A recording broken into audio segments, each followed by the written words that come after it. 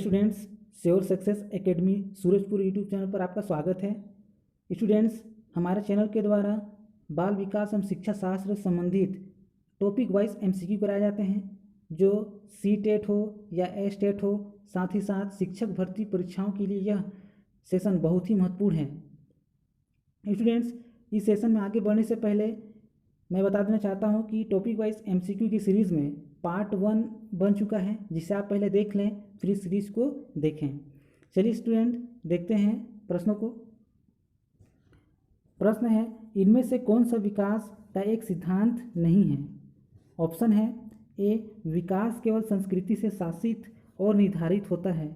Option B, विकास जीवन प्रयत्न होता है। ऑप्शन सी, विकास वंशानुक्रम और पर्यावरण दोनों से प्रभावित होता है। ऑप्शन डी, विकास संशोधन योग्य है। तो इस प्रश्न का सही आंसर है ऑप्शन नंबर ए, विकास केवल संस्कृति से शासित और निर्धारित होता है। चलिए नेक्स्ट प्रश्न को देखते हैं। प्रश्न क्या कह रहा है?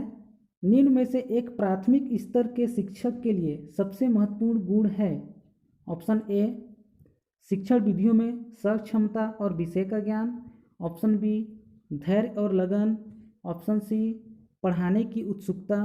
ऑप्शन डी, उच्च मानक भाषा का प्रयोग। तो इस प्रश्न का सही आंसर हो जाएगा ऑप्शन नंबर बी, धैर्य और लगन। चलिए नेक्स्ट प्रश्न देखते हैं। यदि विद्यार्थी पाठ में रुचि न लेते प्रतीत हो तो शिक्षक को चाहिए कि वह ए है शिक्षण विधि बदल दे, बी, दृश्य श्रव्य सामग्री को प्रयोग में लाकर पाठ को रुचिकर बनाए, सी, कक्षा से चला जाए, डी, कक्षा में कोई अन्य कार्य प्रारंभ करे। तो इस प्रश्न का सही आंसर हो जाएगा ऑप्शन नंबर बी। अगला प्रश्न है, बच्चे के विकास के सिद्धांतों को समझना शिक्षक की सहायता करता है। ऑप्शन ए, शिक्षार्थियों के भिन्न अधिगम शैलियों को प्रभावी रूप से संबोधित करने में। ऑप्शन बी, शिक्षार्थी के सामाजिक स्तर को पहचानने में। ऑप्शन सी, शिक्षार्थी की आर्थिक पृष्ठभूमि को पहचानने में। ऑप्शन डी, शिक्षार्थियों को क्यों पढ़ाना चाहिए यह औचित्य स्थापित करने में। इस प्रश्न का सही आंसर हो जाएगा ऑप्शन नंबर ए। चलिए नेक्स्ट प्रश्न देखते हैं।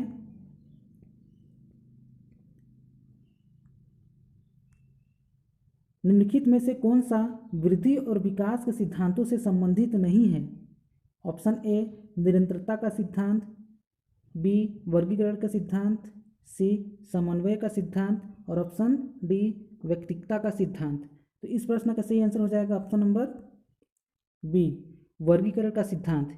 जो है वर्गीकरण का जो सिद्धांत है वो वृद्धि और विकास संबंधित नहीं है। चलिए नेक्स्ट प्रश्न देखते हैं। प्रश्न है, विकास की गति एक व्यक्ति से दूसरे व्यक्ति में भिन्न होती है, किंतु यह एक खालिस्तान नमूने का अनुगमन करती है। प्रश्न है, विकास की गति एक व्यक्ति से दूसरे व्यक्ति में भिन्न होती है, किंतु यह एक खालिस्तान नमूने का अनुगमन करती है। चलिए ऑप्शन देखते हैं। ऑप्शन है अव्यवस्थित, ऑप्शन बी, अप्रत्याशित, ऑप्शन सी, क्रमबद्ध और व्यवस्थित, और ऑप्शन डी, एड़ी से चोटी। तो इसका सही आंसर हो जाएगा ऑप्शन नंबर सी, क्रमबद्ध और व्यवस्थित। नेक्स्ट प्रश्न की ओर चलते हैं।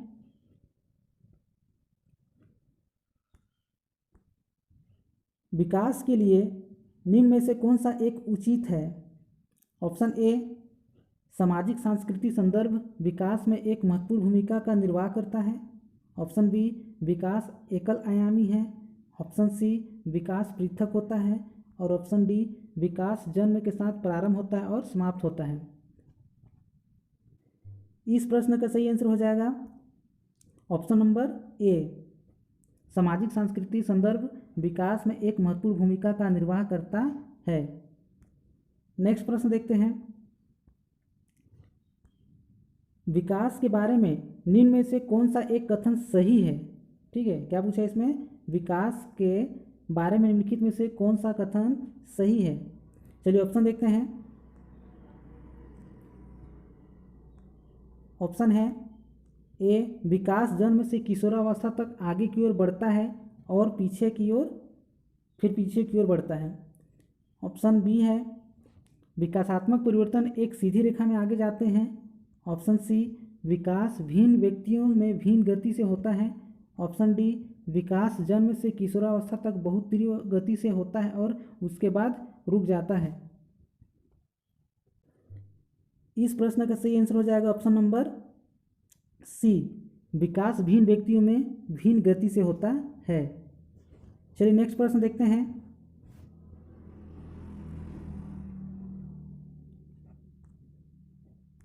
मनोलैंगिक विकास में सुप्तावस्था का वर्ष अंतराल संबंधित है।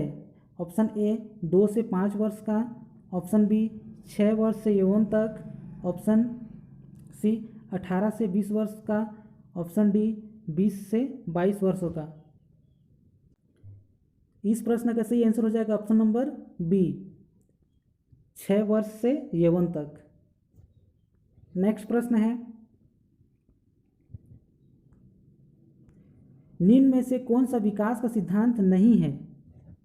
ए, अनुकूलित प्रत्यावर्तन का सिद्धांत।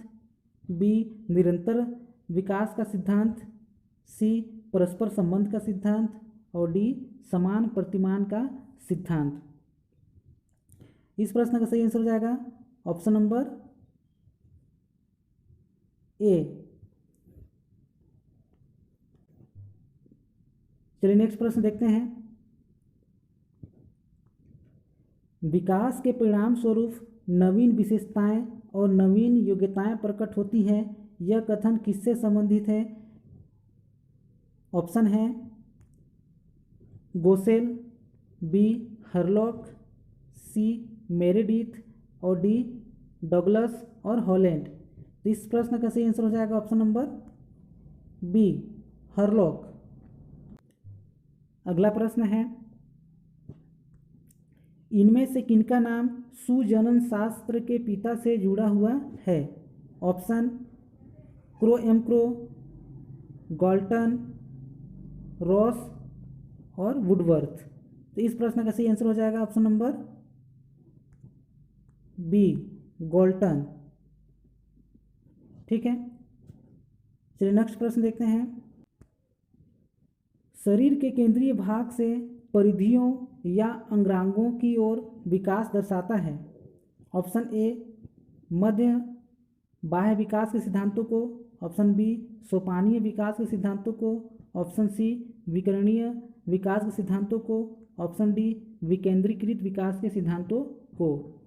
तो इस प्रश्न का सही आंसर हो जाएगा ऑप्शन नंबर ए, मध्य से बाह्य विकास के सिद्धांतों को, क्योंकि हम जानते हैं कि जो बालक का शरीर होता है वो मध्य से अर्थात केंद्र से परिधि की ओर विकसित होता है। ठीक है, नेक्स्ट प्रश्न है, निम्न में से कौन सी उत्तर बाल्यावस्था के बौद्धिक विकास की विशेषता नहीं है? ठीक है, निम्न में से कौन सी उत्तर बाल्यावस्था के बौद्धिक विकास से संबंधित नहीं है? ऑप्शन ए, विज्ञान की काल्पनिक कथाओं में अधिक रुचि। ऑप्शन बी, बढ़ती हुई तार्किक शक्ति। ऑप्शन सी, भविष्य की योजना की सूझबूझ। ऑप्शन डी, काल्पनिक भयों का अंत। तो इस प्रश्न का सही आंसर होगा ऑप्शन नंबर सी, भविष्य की योजना की सूझबूझ। हमारा अगला प्रश्न है, निम्न में से कौन सी बाल्यावस्था की एक विशेषता नहीं है? निम्न में से कौन सी बाल्यावस्था की एक विशेषता नहीं है? ऑप्शन ए, सामूहिक की प्रबलता। ऑप्शन बी, जिज्ञासा की कमी। ऑप्शन सी, अभिव्यक्ति में स्थिरता। ऑप्शन डी, समूह एवं खेलों में सहभागिता। इस प्रश्न का सही आंसर हो जाएगा ऑप्शन नंबर बी, जिज्ञासा की कमी। भाई बाल्यावस्था में जिज्ञासा की कमी कहाँ होगा? जिज्ञासा की तो और बढ़ेगा। नेक्स्ट प्रश्न देखते हैं, निम्न में से कौन सा वृद्धि और विकास का प्रथम चरण है? ऑप्शन देख लेते हैं। ऑप्शन नंबर ए शारीरिक विकास, ऑप्शन बी सामाजिक विकास, ऑप्शन सी नैतिक विकास और ऑप्शन डी मानसिक विकास। तो जो वृद्धि और विकास का प्रथम चरण क्या होगा? ऑप्शन नंबर ए शारीरिक विकास। चलिए नेक्स्ट प्रश्न देखते हैं।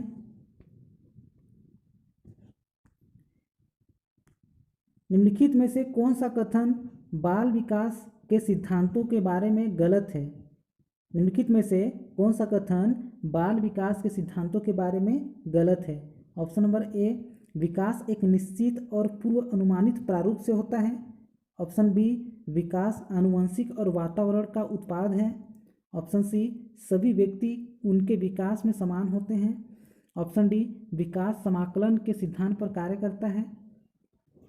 इस प्रश्न का सही आंसर हो जाएगा ऑप्शन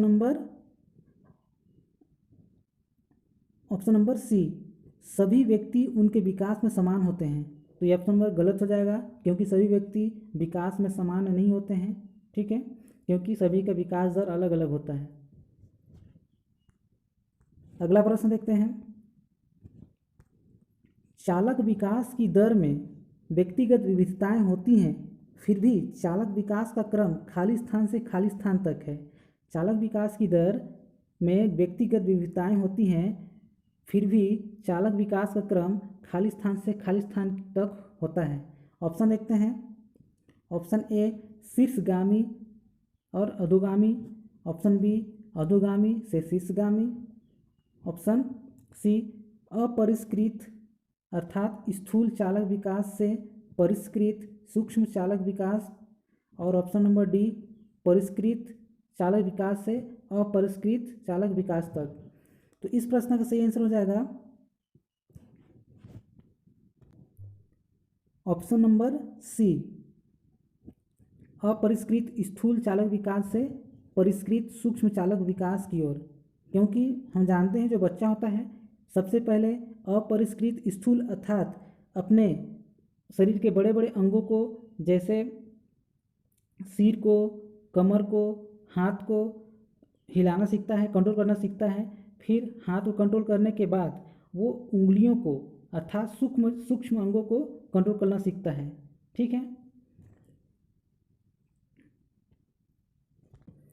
सो स्टूडेंट्स, यह एमसीक्यू का सीरीज़ अगर आपको अच्छा लगा होगा तो वीडियो को लाइक ज़रूर करें, और अगर जो नए स्टूडेंट्स होंगे वो इस चैनल को सब्सक्राइब अवश्य करें।